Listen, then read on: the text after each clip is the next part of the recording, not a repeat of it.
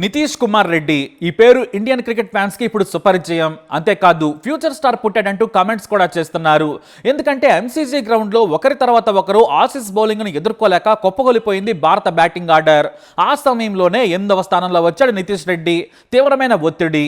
Rishabh Pant out అవ్వగానే Nitish Reddy batting కు వచ్చాడు. అప్పటికే ఎంసీజీలో మన వాళ్ళని గేలి చేస్తూ ఉన్నారు ఆసీస్ ఫ్యాన్స్. ఇక మెయిన్ స్ట్రీమ్ మీడియా కూడా సోషల్ మీడియా కంటే అధ్వానంగా బిహేవ్ చేసింది. కోహ్లీ ఎప్పుడైతే 19 ఏళ్ల కాన్స్టెంట్స్ ను భుజంతో గుద్దాడో అప్పటి నుంచి ఆసీస్ ఆటగాళ్లు ఫ్యాన్స్ పిచ్చి పట్టినట్టుగా ప్రవర్తించారు. కోహ్లీ తాను అంతర్జాతీయ క్రికెట్లోకి వచ్చిన కొత్తలో ఎంత అగ్రెసివ్ గా ఉన్నాడో అలా ఉన్నాడని చెప్పొచ్చు. ఆసీస్ కు సరైన మొగుడంటే కోహ్లీనే. వారిని స్లెడ్జింగ్ తోనే నోరు మూయించాడని చెప్పొచ్చు. కానీ ఈ మధ్య మన వాళ్ల దాటికి తట్టుకోలేక నీతులు చెబుతోంది ఆసీస్. ఐఎమ్ యువర్ ఫాదర్ అంటూ కోహ్లీకి వ్యతిరేకంగా కాన్స్టెంట్స్ ఫోటో వేసిందో పత్రిక. ఇక కాన్స్టెంట్స్ కూడా ఆసీస్ ఫ్యాన్స్ ని రెచ్చగొట్టేలా అరవండి అంటూ సైగలు చేశాడు. మన వాళ్ళ మీద తీవ్ర ఒత్తిడి. మరోవైపు భీకరమైన బౌలింగ్ అటాక్ తో విరుచుకుపడుతోంది ఆసీస్. జడేజా కాస్త తడబడుతున్నా నితీష్ మాత్రం దూకుడుగానే ఆడుతున్నాడు. కానీ ఈ క్రమంలోనే జడేజా స్పిన్నర్ కు దొరికిపోయాడు. దీంతో భారత్ పని అయిపోయిందనుకున్నారు. ఎందుకంటే టాప్ బ్యాట్స్మెన్స్ అంతా కూడా డ్రెస్సింగ్ రూమ్ లోనే కూర్చున్నారు. మరో గంటలో మ్యాచ్ మొత్తం ముగుస్తుందనుకున్నారు. మరోవైపు వాషింగ్టన్ సుందర్ జత కలిశాడు. ఇక్కడే దేశవ్యాప్తంగా కోచ్ గంభీర్పై విమర్శలు మొదలయ్యాయి. అసలు ఈ నితీష్ను వాషింగ్టన్ను ఎందుకు తీసుకున్నాడు? వాళ్ళు టాప్ బ్యాట్స్మెన్స్ కాదు, బౌలర్లు కాదు, కానీ ఇద్దరితో ఎందుకు ప్రయోగాలు చేస్తున్నాడని తిట్టడం మొదలుపెట్టారు. నితీష్ అప్పటికే తనకొచ్చిన ప్రతి అవకాశాన్ని ఉపయోగించుకున్నాడు. ప్రతి మ్యాచ్లో 40 పరుగులకు పైగానే చేశాడు. కానీ ఇది డూ ఆర్ డై సిట్యువేషన్. మిగతా వాళ్ళకంటే ఎక్కువ పరుగులు చేసిన నితీష్ వాషింగ్టన్ సుందర్ మీద అందరికీ తక్కువ అభిప్రాయం ఉంది. కానీ గంభీర్ మాత్రం వారి టాలెంట్ను నమ్మాడు. వారికి సమయం వచ్చినప్పుడు ఆడుతారు, భవిష్యత్తు కోసం కొత్త టాలెంట్ని ఎంకరేజ్ చేయాలని ఛాన్స్ ఇచ్చాడు.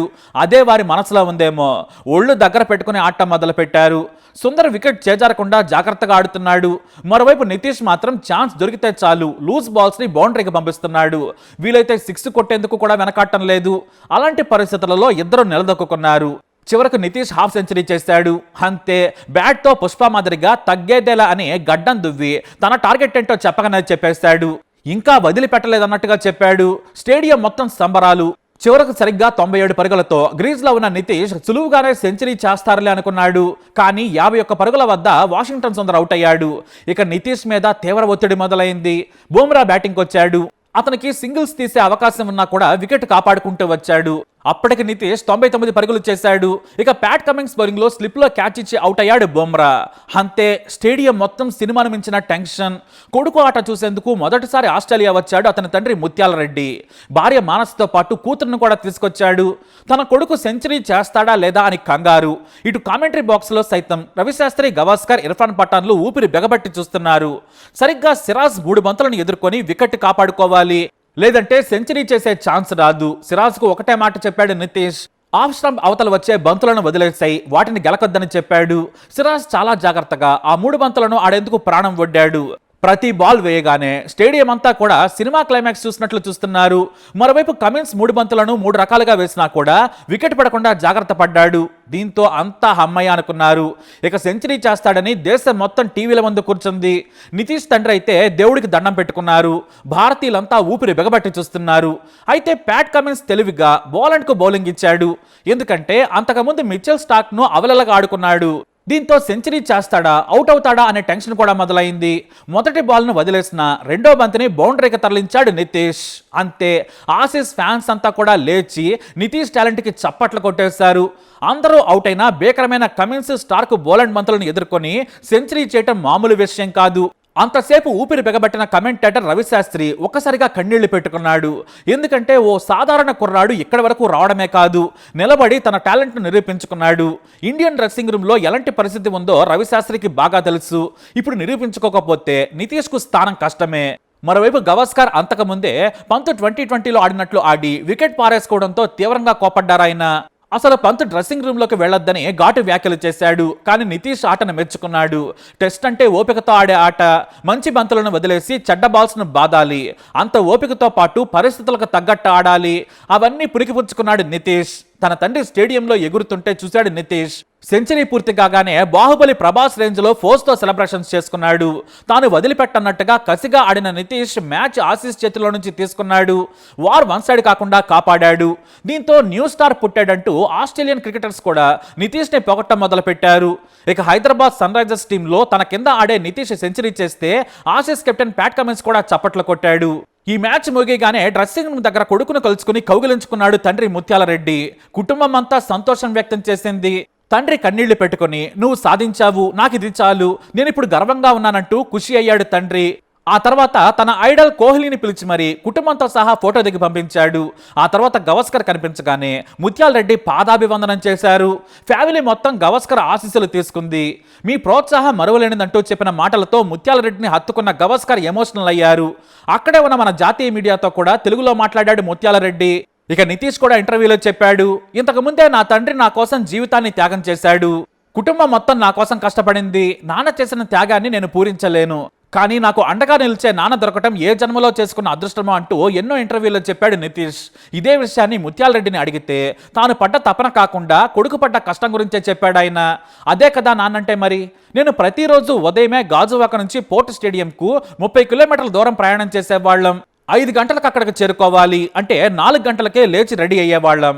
స్కూటర్ మీద నేను నితీష్ను తీసుకెళ్లేవాడిని. కానీ నా భార్య మానస మాకంటే ముందు లేచి అన్నీ సిద్ధం చేసేది. తాను లేకుంటే మేము అన్ని పద్ధతిగా చేసుకునేవారం కాదు. ఆమె మద్దతు వెలకట్టలేనిది. నాకు అప్పటి వరకు హిందుస్థాన్ జింక్లో మంచి పర్మనెంట్ జాబ్ ఉండేది.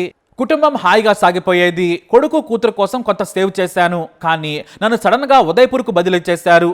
దీంతో నాకు భయం వేసింది. ఎందుకంటే నా కొడుకు క్రికెట్ కలను నెరవేర్చలేనేమో అనని. అప్పుడే నితీష్ కోచ్లైన కనగాని కుమారస్వామి, కృష్ణారావుల సలహాలు అడిగాను. మీరు లేకుంటే అతని ప్రాక్టీస్ దెబ్బతింటుంది కాబట్టి జాగ్రత్తగా ఆలోచించుకోమన్నారు. నేను నా కొడుకు క్రికెట్ కెరీరే ముఖ్యమనుకున్నాను. దేవుడు ఎలా రాసిపెట్టి ఉంటే అలానే జరుగుతుంది. ఇక ఏమాత్రం ఆలోచించకుండా వాలంటరీ రిటైర్మెంట్ తీసుకున్నాను. అప్పుడు కొంత డబ్బు కంపెనీ నుంచి వచ్చింది. ఆ డబ్బులను జాగ్రత్తగా ఖర్చు పెట్టుకుంటూ కోచింగ్ ఇప్పించాను. ఇంట్లో ఖర్చులన్నీ తగ్గించుకున్నాము. కానీ నా నిర్ణయం చూసి బంధువులంతా పిచ్చి పట్టిందన్నారు. నీ కొడుకేమైనా సచిన్ అవుతాడా అన్నారు. కానీ నా కొడుకు సచిన్ కాకున్నా పర్వాలేదు, జాతీయ స్థాయిలో ఆడగలిగితే చాలు. అతని భవిష్యత్తు ఎలా ఉందో నాకేం తెలుసు. కష్టపడమే మన చేతిలో ఉంటుంది. నా కొడుకు దగ్గర టాలెంట్ ఉందని బలంగా నమ్మాను నేను. 12 ఏళ్ల వయసులో ఇక ప్రొఫెషనల్ కోచింగ్ ఇప్పించాలని ఆంధ్ర క్రికెట్ సంఘం డైరెక్టర్గా ఉన్న ఎంఎస్కే ప్రసాద్ను కలిశాము. ఆయన నితీష్ను పరిశీలించారు. కొన్ని బాల్స్ను బౌలర్స్తో వేయించి ఆడమన్నారు. నితీష్ను గమనించి నీలో టాలెంట్ ఉందని వెంటనే అండర్-14 అకాడమీలో తీసుకుంటామని చెప్పారు. కానీ అది కడపలో ఉంది. దీంతో ఇక చేసేది లేక కొడుకు కోసం కడపలోనే ఉన్నాడు తండ్రి ముత్యాలరెడ్డి. డబ్బులకు ఇబ్బందులు ఏర్పడ్డాయి. అప్పులు చేశారు. ఓ ప్లాట్ కూడా కొడుకు కోసం అమ్మేశారు. ఎలాగైనా సరే కొడుకును క్రికెటర్ను చేయాలనే పట్టుదల ఆయనది. ఆ తర్వాత దేశవాళీ మ్యాచ్ల్లో ఎరగదీశాడు. అండర్-16లో ఓ ఏడాదిలో అత్యధిక పరుగులు చేసిన ఆటగాడిగా నిలిచి బీసీసీఐ గుర్తించేలా చేసుకున్నాడు. అంతేకాదు జూనియర్ క్రికెటర్ అవార్డును బీసీసీఐ నుంచి తీసుకున్నాడు. నాగాలాండ్ మీద 345 బంతుల్లో 441 పరుగులు చేశాడు. అప్పుడే హైదరాబాద్ సన్ రైజర్స్ టీం గుర్తించింది. అదే అతని జాతకాన్ని మార్చింది. కోచ్ వెటోరీ పట్టుబట్టి మరి ఎవరో పట్టించుకోకున్నా కూడా 20 లక్షల కొనుగోలు చేయించాడు. సన్ రైజర్స్ యజమాని కావ్య మారన్ కూడా కొత్త తరాన్ని తయారు చేసుకోవాలని వెటోరీకి మురళీధరన్కు చెప్పారు.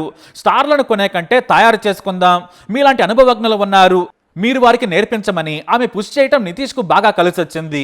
ఇక ప్యాట్ కమిన్స్ కెప్టెన్గా రావడం కూడా నితీష్కు కలిసొచ్చింది. ఫైర్ ప్లాంట్ గేమ్ ఆడేందుకు ప్లాన్ వేశారు. ఇంకేముంది, తనతో పాటు అంతర్జాతీయ క్రికెట్లో ఆరితేరిన వెటోరీ, మురళీధరన్లు కోచ్లుగా ఉన్నారు. ఇక కమిన్స్, హెడ్, హెన్రిచ్ క్లాసన్ లాంటి భీకరమైన ఆటగాళ్లతో శిక్షణ తీసుకున్నాడు, ప్రాక్టీస్ చేశాడు. ఇక ఐపీఎల్లో అభిషేక్ శర్మ, ట్రావిస్ హెడ్ ఓచకోతకు క్లాసన్ కూడా తోడయ్యాడు. చివరిలో తాను కూడా నిరూపించుకున్నాడు నితీష్. అప్పుడే కోల్కతా టీంకు కోచ్గా ఉన్న గంభీర్ గుర్తించారు. తాను కోచ్ కాగానే హైదరాబాద్ టీం నుంచి అభిషేక్ శర్మను 2020కి టెస్టులకు నితీష్ ఎంపిక చేశారు. నితీష్ తనకు వచ్చిన ఆసీస్ టూర్ అవకాశాన్ని ఉపయోగించుకున్నాడు. గంభీర్ కూడా జాగ్రత్తగా ఆడితేనే ఉంటారు, మీకు ఇది గొప్ప అవకాశమని మద్దతు ఇచ్చేశారు. ఇంకేముంది, దేశంలో ఎన్ని విమర్శలు వచ్చినా కూడా ఆసీస్ టూర్లో సీనియర్లను, పేరున్న వారిని కాదని వాషింగ్టన్ సుందర్ నితీష్లను తీసుకున్నాడు. ఇప్పుడు ఏకంగా క్లిష్ట సమయంలో బౌన్సీ పిచ్ల మీద భీకరమైన బౌలర్స్ను ఎదుర్కొని నితీష్ తనకు తాను నిరూపించుకున్నాడు. ఇండియన్ క్రికెట్లో న్యూ స్టార్గా అవతరించాడు. మరి ఏ మేర తన ప్లేస్ను స్థిరపరచుకుంటాడనేది ముందు ముందు తెలుస్తుంది. పుష్పాలా రైజ్ అయ్యాడు. మరి ఆటలో ర్యాంపేజ్ చూపిస్తాడా? ఇదే వైల్డ్ ఫైర్ ఆటను కొనసాగిస్తే తిరిగే ఉండదు. ఎందుకంటే పాత జనరేషన్లో ఉన్న రోహిత్ శర్మ, కోహ్లీ, రవీంద్ర జడేజాలు విరమించే సమయం దగ్గర పడింది. ఇక కొత్త తరం వారు తమ అవకాశాలను అందిపుచ్చుకోవాలి. ఇక నితీష్ పై మీ అభిప్రాయాన్ని కమెంట్ ద్వారా తెలియజేయండి. ఈ వీడియో అప్డేట్స్ కోసం మా ఛానల్ ఫాలో అవ్వండి, అలాగే తప్పకుండా సబ్స్క్రైబ్ చేసుకోండి.